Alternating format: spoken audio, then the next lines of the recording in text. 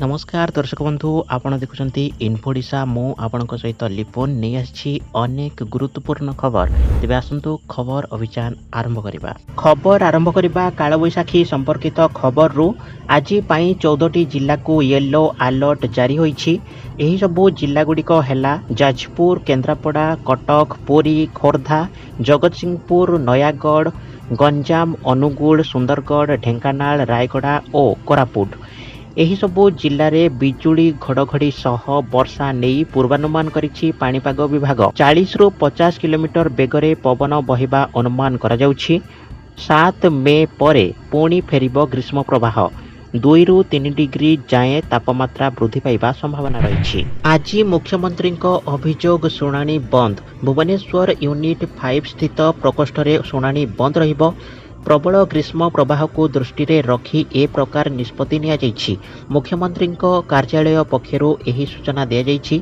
2 दिनर कालबैशाखी परे राज्य रे ग्रीष्म प्रवाह बढ़िछि। दिनर तापमात्रा 35 डिग्री पार करिछि। भारत पाकिस्तान को आउ एक कूटनैतिक झटका देइछि। सिंधु जल चुक्ति रद्द परे एबे चेनाब केनाल बगलिहार डैम रु पाकिस्तान को जाउथवा पानी अटकाई दिया जाइछि।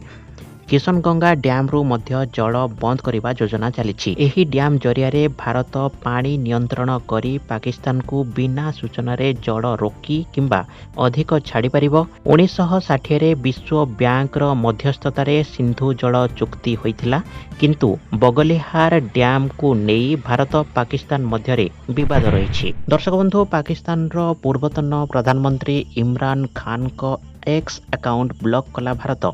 पूर्वतन मंत्री बिलावल भुट्टों एक्स अकाउंट मध्य ब्लॉक करा जाइछि।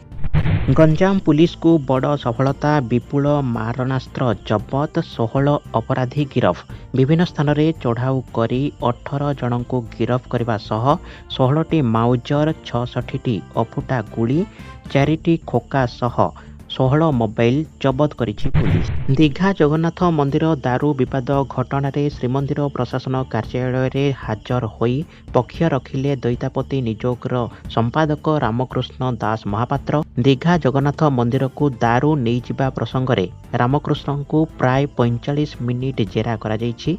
निजोग सभापति गणेश दास महापात्र को मध्य पचरा उचरा करा जाइछि। केन्द्रापड़ा जिला कुदानगरी अंचल रे रविवार गोलीकांड घटिछि। एथिरे गौतम मल्लिक नामक जड़े युवक गुरुतर आहत होइछन्ति।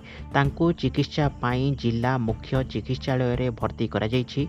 गौतम कुदानगरी देई जाउथबा समय रे 3 रु 4 जन दुर्वृत्त बाइक रे आसी तांको गोली करी फेरार हो जाइथिले। पुलिस घटनार तदंत चलाइछि। पूर्व शत्रुता जोगु एही गोलीकांड घटिथिबा सूचना मिलिछि। तेबे दर्शक बंधु, आज पई खबर अभियान को एठी रखिबा। देखा हबो आउ एक नुआ वीडियो सहित। से पर्यंत विदाय दियंतु। रहुछि नमस्कार।